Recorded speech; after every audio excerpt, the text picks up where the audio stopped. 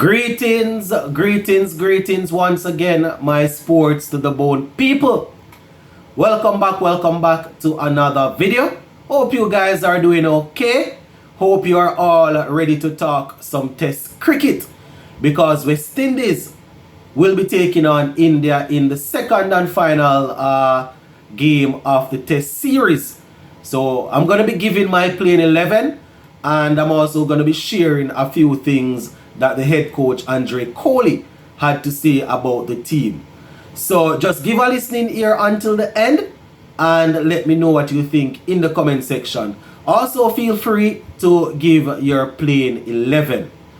Alright, so we're going to kick things off with Coach Coley, and then I will go down into my playing 11. So Coach Coley was speaking with a couple of journalists from India, and they were asking him about the West Indies team and how we are going to regroup and start dominating again.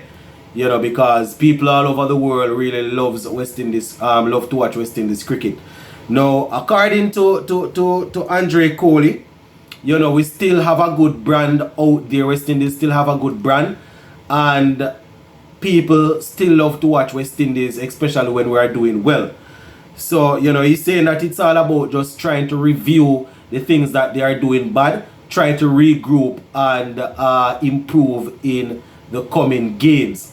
And I mean, we have been doing this for a while now, so I'm not too sure, when we are going to start seeing the improvement that they are talking about. He also spoke about, believing in themselves. So, according to him, the team just needs to believe and just go out there and get the job done. He also spoke about making sure that we stay in the game and make sure that we have good clarity as relates to what they are trying to do. According to him, when they put the plans together, they want to make sure that they go out there and they are able to bring the plan alive. They are able to, everybody understands what their role is. That is what he is saying. He also spoke about the pitch. He was asked whether or not he was happy with the pitch in Dominica, and he gave a good answer in my opinion. Trying not to make it seem as if it was totally the pitch where we lost the game. According to him, they would definitely want a pitch that would be supporting the seam bowlers, seeing that the seam bowlers are our more experienced, our most experienced bowlers. And he was saying that once they would have assessed the conditions, that is when they will decide who will play and all of that. He also spoke about the guys trying to work in partnerships and looking for more areas that they can score in. He referred to the fact that Shandopal and Brathwaite would have batted out the first hours of play and in the first innings. So that is something that he spoke about, and saying that once we are there, we just need to look to try and score. And he also gave us an update on Rakim Cornwall, saying that he's still suffering, he's still recovering from some chest congestion. So at this point he was asked about the team, if everybody is fit and doing okay, and he was saying that Rakim Cornwall is still suffering from the chest problem. So you can imagine that Rakim Cornwall is probably not going to be in that game there. Alright, so that is what the head coach had to say. Let us move into my playing 11 now. And just to remind you all, I always like to say this. This is just me as a fan of West Indies cricket, looking at the squad and selecting the 11 players that I personally think would work. This is not me trying to predict who will play. This is not me trying to flex and trying to influence the coach and the captain who will be selecting the playing 11. I have no such power. I am just somebody that is seated on a chair, that watch a lot of cricket and like to share my opinion. So let us go in the playing 11. We open with the captain, obviously, and Tejnaran Shandopal. Right? The last live show that we did, I heard people saying that they could bring in Craig Brathwaite. They could bring in Kirk McKenzie and allow him to open with Brathwaite, right? Seeing that he's probably going to score a little faster, and then drop Tejnaran Shandopal down the order.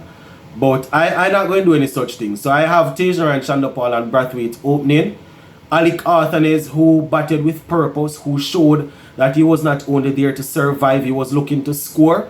I am going to bat him at number 3. Right? Number 4, Jermaine Blackwood is going to play at number 4, or Kurt McKenzie. I would probably put Kurt McKenzie to play at number 4. I always say I don't want to play the 2 youngsters behind each other, but Ali Carton showed that he might be there, and a whole lot of them might come and get dismissed before him. So I don't have any problem with him batting and then McKenzie coming after. He showed enough maturity. So Alec would come at 3, Kurt McKenzie would come at 4, Jermaine Blackwood, the vice captain, would come at 5. Really sad to see the vice captain is a specialist batsman, and he has to be batting at number 5. Youngsters coming in the team, and the vice captain, I cannot trust him enough to step him up and bat him at number 3 or 4. Well, I mean, he has been batting at number 4, but I can't trust him to step up and let him face the music so the youngsters can get in and settle. So he comes in at 5 and try to play a role where he can push the ball around and look to score fast, because that is what he likes to do anyway. So he comes at 5. Joshua De Silva, our wicketkeeper batsman, comes at 6, and he's another one that the talent is there. Hasn't given us a lot in terms of the last couple of tests that we would have played. I mean, he got some runs against who was it, against Bangladesh, but we know the potential. We remember him standing up and batting against England. So when we come up against these teams, we want to see him chipping in the lower order there. Same thing for Jason Hola, who will come in after Joshua De Silva, former captain. He has been playing test cricket for a long time, so he understands what should be done, what is needed, whether we are bowling or batting. So he comes in there. And at number 8, I have Sinclair. Kevin Sinclair comes straight into the playing 11. Obviously, Raheem Cornwall, as I said, isn't feeling well, so he's out. Kevin Sinclair comes in. The surface is going to be is going to be different, so it's not like you're expecting Raheem Cornwall's bounce to it's not like what was happening in Dominica, where he was getting a lot of bounce and turn. I am expecting a pitch that is going to be for pace and things. So, we bring in Kevin Sinclair. Alzari Joseph will come in after Sinclair. And then we have Kemar Roach and Shannon Gabriel. So those are the players. And based on the names that I have called, you can clearly see that I would have left out Raheem Cornwall and Warrican from the first game. Obviously, Raymond Reefer isn't in the squad anymore. So Raheem Cornwall, based on the fact that he's injured, Jamel Warrican, he didn't bowl all that badly, but I personally didn't have him making the squad before Kevin Sinclair. So Kevin Sinclair is in the squad. I am going to put him in, and I am going to hope that he's able to give us some work, and he will be a boost in the field also. His energy levels usually up. So that is my playing 11: Shanda Paul, Brathwaite, Alec, Mackenzie, Blackwood, Da Silva, Holder, Sinclair, Joseph, Roach, and Gabriel. Simple playing 11. They just go out there, try and get the job done. As hard as that is, and we'll see where we go from there. Go and leave it right to yourself and know, my people. Big up on yourself and let me know in the comment section. Zane, bless.